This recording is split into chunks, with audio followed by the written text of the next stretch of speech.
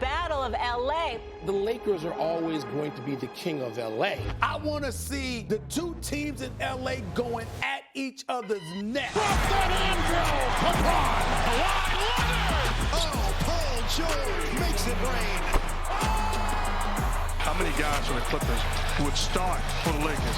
Clippers win it again over the Lakers. Or is it safe to say that they run L.A.?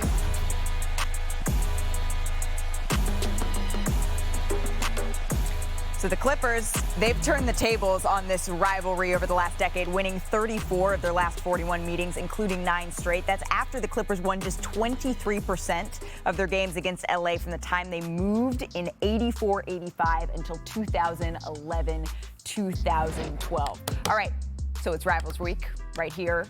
And tonight's action, it's headlined by the Clippers and the Lakers, who are joined by the reporters who cover those teams, Ohm Youngmisuk and Dave McMenamin. Dave, I want to start with you here because the Lakers, they made an acquisition yesterday in Rui Hachimura. We're not going to see him on the floor tonight, but what are the Lakers hoping to get here? Well, they're thrilled to get a big wing who can shoot the 3-ball, and the analytics show that he shoots the catch and shoot even better. And obviously, LeBron James generates those looks. LeBron is a master of drawing the defense in and passing it out to a guy who's wide open.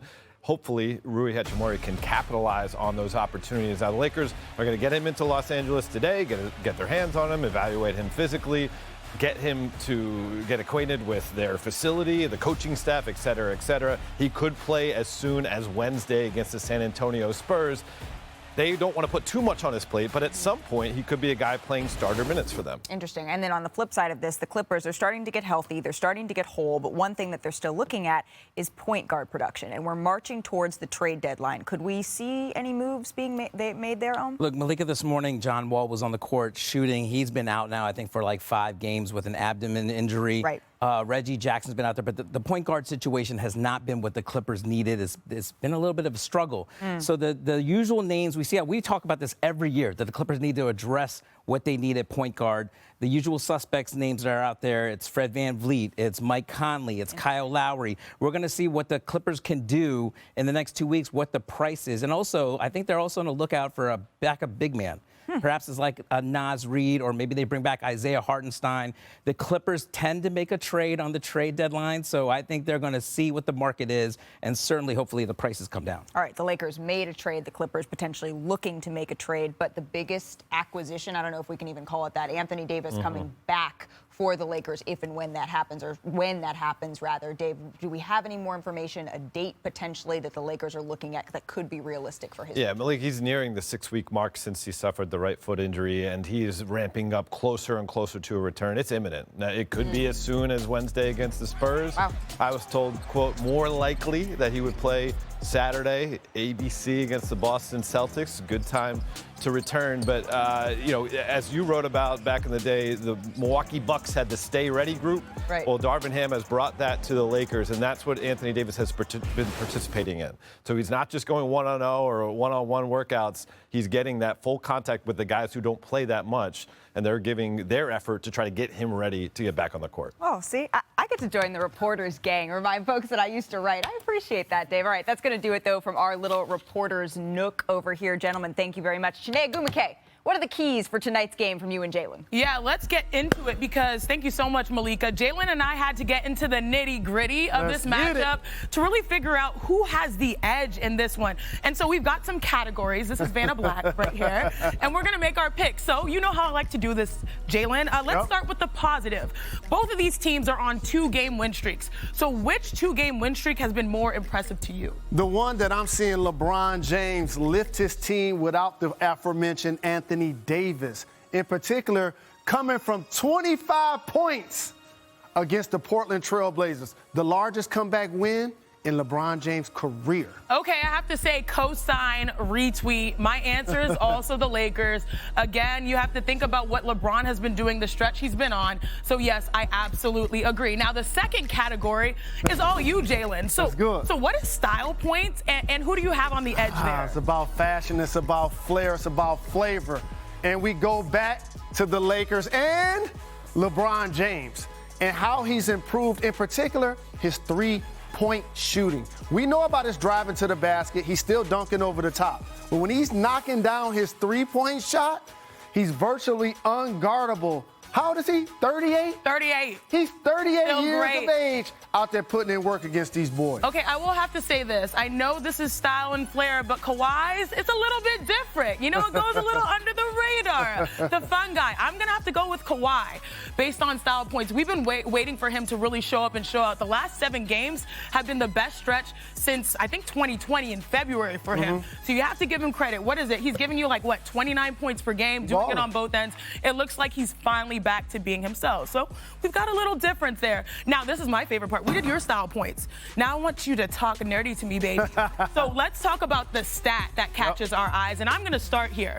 Russell Westbrook, I think he definitely deserves some flowers right now. Yes. He by far is pacing the league in assists off of the bench. And if you can look right here, if you look on the screen, 1 of 5 players with 7 rebounds and 7 assists per game since Anthony Davis. And those players that we mentioned, Luka, Sabonis, LeBron, Jokic, and Russ. So his production off of the bench has been so impressive, and he's obviously, averaging the most assists in the entire NBA in that category. So I wanted to give the Brody some love. Who are you giving love to? So they mentioned that Rui Hachimura is going to be a member of the Lakers, and the first thing I thought about is how LeBron James makes people around him better. True. And with Anthony Davis out, I want to talk nerdy about the guy that's playing center, Thomas Bryant. And how about this? Since AD has been out, there are 2 players in the league that are shooting over 60% from the floor and 45% from 3. The other one is the back-to-back MVP, the Joker. The second one, Thomas Bryant. LeBron James is the headline, and rightfully so, in any room or gym that he enters. But the story has been this guy showing that he can get them quality minutes, even scored 30-plus recently in the game. Okay. But now when AD comes back, the Lakers have more depth up front. Okay, the Lakers are looking pretty good here, which leads us to our final decision. Which former Finals MVP is getting the last laugh tonight? So this is going to be interesting. I'm going to say, I don't know why I'm doing this, but I feel optimistic. I think the Lakers are going to try to revert this history versus the Clippers. I think LeBron is going to continue to cruise. I think the Lakers actually have a little bit of positive energy here. So I'm going with the Lake squad and LeBron James. I think the Clippers, because of this reason, they came into this season as a favorite in a lot of people's eyes, including my mind, to contend in the West. How can you make a statement during the regular season? Is beating teams like the Dallas Mavs, which they recently did, and beating their in-house rival in a lot of ways, the Lakers. So when we talk about getting the last laugh, it has to be Kawhi Leonard. No question about it. Oh, yeah, that's a pun intended, Malika. Oh, my gosh. I love that. All right. This is going to blow your mind. Did you know LeBron James has scored 40 points in a game against 29 of 30 NBA franchises? That's tied with Kobe Bryant and James Harden for most all time. But guess what the lone exception is? Clippers. 40 points tonight. He will be the first player with a 40-point game against all 30 franchises, which is insane. So I've got Zach, I've got Vince, I've got Perk, and it's prediction time because that stat's just, I mean. As we look towards tonight, though, what do you think? Will it be the night he scores 40 against the Clippers? I need a specific point total from each of you. Vince, I'm going to start with you. Yes, in the face. I say yes, he does. And I say I'm floating around 43 points right now. He's going to need those 43 points if they're going to win this game. You still know Anthony Davis. Clippers are getting healthy. 43 is my number. All right, Zach.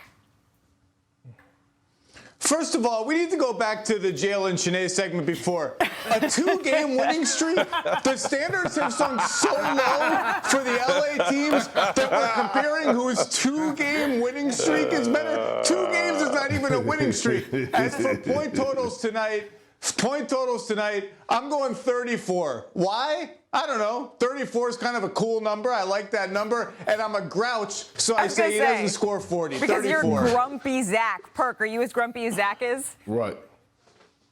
No, I'm not. I'm optimistic Perk, and I'm going with Braun scoring 40. He's going to have 40 on the dot tonight. Look, Ty Lue has owned LeBron James when it comes down to this head-to-head matchup. Forget LeBron versus the Clippers. This is LeBron versus Ty Lue. And I know LeBron, he has that competitive nature and he has that killer mindset. And this is another milestone in his small world that he wants to get off his back. And he's going to do it tonight in great fashion. He's going to score 40 piece. All right. Well, we'll see who's right and who's wrong tomorrow. Zach, if he goes for 40, we're bringing this clip back up, and you may have some things to answer for. Appreciate it, gentlemen. Thanks for watching ESPN on YouTube. For live streaming, sports, and premium content, subscribe to ESPN+.